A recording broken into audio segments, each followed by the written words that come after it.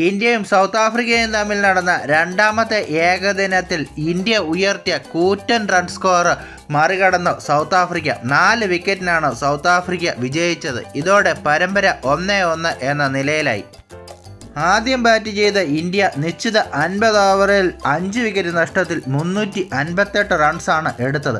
മറുപടി ബാറ്റിങ്ങിൽ 49.2 ഓവറിൽ south Africa 6 wicket നഷ്ടത്തിൽ 362 റൺസ് നേടി.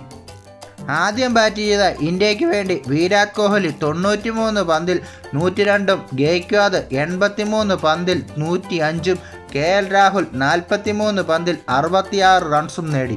359 റൺസ് വിജയലക്ഷ്യമായി ബാറ്റിങ്ങിനിറങ്ങിയ സൗത്ത് ആഫ്രിക്കയ്ക്ക് വേണ്ടി ഡി കോക്ക് ഒഴികെയുള്ള ബാക്കി എല്ലാ താരങ്ങളും മികച്ച രീതിയിൽ റൺ സ്കോർ ചെയ്തു. 98 പന്തിൽ 110 റൺസ് അടിച്ച മാക്രമാണ് ടോപ്പ് സ്കോറർ. ആദ്യ മത്സരത്തിൽ അർദ്ധ സെഞ്ചുറി നേടിയ ബ്രീവിസ് ഈ മത്സരത്തിലും 64 പന്തിൽ നിന്ന് 68 റൺസ് നേടി. ക്യാപ്റ്റൻ ബവൂമ 48 പന്തിൽ നിന്ന് 46 റൺസും ബ്രീവിസ് 34 പന്തിൽ നിന്ന് 5 സിക്സ് ഉൾപ്പെടെ 54 റൺസ് നേടി.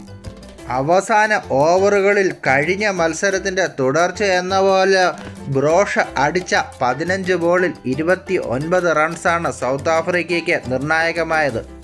358 എന്ന കൂറ്റൻ റൺസ് ചേസ് ചെയ്യാനിറങ്ങിയ സൗത്ത് ആഫ്രിക്കയെ ഒരു ഘട്ടത്തിൽ പോലും സമ്മർദ്ദത്തിലാക്കാൻ ഇന്ത്യൻ ബൗളർമാർക്ക് കഴിഞ്ഞില്ല. മികച്ച രീതിയിൽ തന്നെയാണ് സൗത്ത് ആഫ്രിക്ക ബാറ്റ് ചെയ്തത്. അതുകൊണ്ട് തന്നെ മികച്ച റിസൾട്ട് ഉണ്ടാക്കാനും അവർക്ക് സാധിച്ചു. ഇപ്പോൾ പരമ്പര 1-1 സമനിലയിലായി.